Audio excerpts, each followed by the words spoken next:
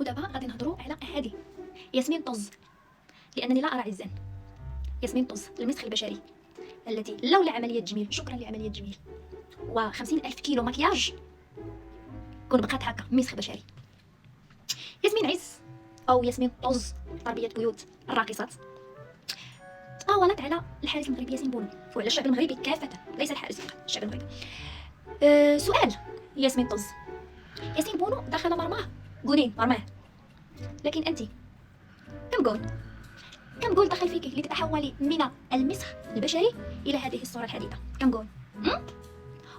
نسيتي تعدي، الاجوال كثيره. ماشي مشكل يا ياسمين طز، عادي ماشي مشكل حبيبتي. تطاولتي على اسيادك المغاربه وقلت ان المغاربه يكرهون العرب. نحن لا نكره العرب، لكننا لسنا عرب. هذه حقيقه. نحن لسنا عرب، نحن كمغاربه امازيغ، عرق امازيغي، نفتخر بعرقنا الامازيغي. حكامنا عرب،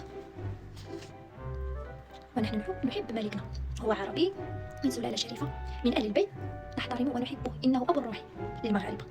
حتى واحد ما يقدر يقول عليه كلمه ناقصه، حنا كنحماقوا على الملك ديالنا وعلى الاسره ديالو كامله. لكن نحن الشعب المغربي شعب امازيغي، شمال افريقيا كلها ليسوا عرب. هل مصر عرب؟ ليسوا عرب. هل تونس عرب؟ ليسوا عرب. الجزائر عرب؟ ليسوا عرب.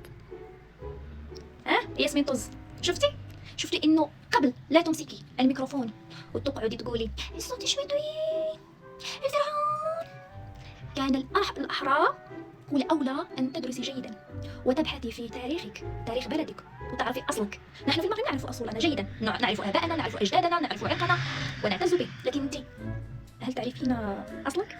أجدادك؟ إلى أي قومية تنتمين؟ لا أظن. لا يكفي أن تكوني مذيعة وتحملي الميكروفون وتضعين المكياج. لا يا ياسمين طز. وفوق هذا وذاك تتطاولين على أسيادك المغاربة. أسيادك.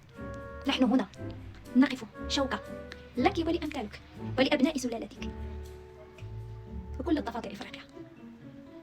ملوك، سلالة ملوك، أبناء ملوك. هادشي اللي عطا الله اللي بغى لينا، ماشي حنا. الله سبحانه وتعالى هو اللي اختار لنا هذه المكانة وهذا المكان وهذه البقعة الأرضية لكي نعيش فيها. ما عندنا ما نديرو لكم. من أراد أن يعلق شماعة فشله أو مشاكله النفسية فليبحث له عن منفذ آخر. ما عندناش ما نديرو لكم.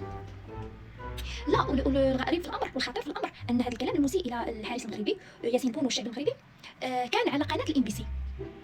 يعني الأحرى والأجدر بقناة الMBC أن تقدم اعتذار للمغرب، هي ومذيعتها ياسمين طز العالمة ياسمين طز فيك وفي أصلك ومنين جيتي. مزيانة بالمغربية.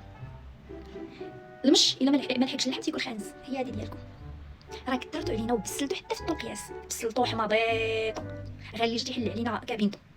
انتوا هذوك الكلاب كاملين ديال بلادك اللي كيضلوا يذبحوا. ولكن بعد ما نديروا لكم غنبقاو لكم شوكه هنا المغرب، شوكه في حلق الحاسدين والحاقدين. ما عندنا ما نديروا لكم للاسف ما بدنا حيله لكم. سيروا خدموا بلادكم بحالنا وشوفوا اش ديروا لريوسكم. ياسمين طز. المهم الاهداف ياسمين طز كم عندها اول ما عندها اخر. لا زالت الاهداف مستمره الى حد اليوم.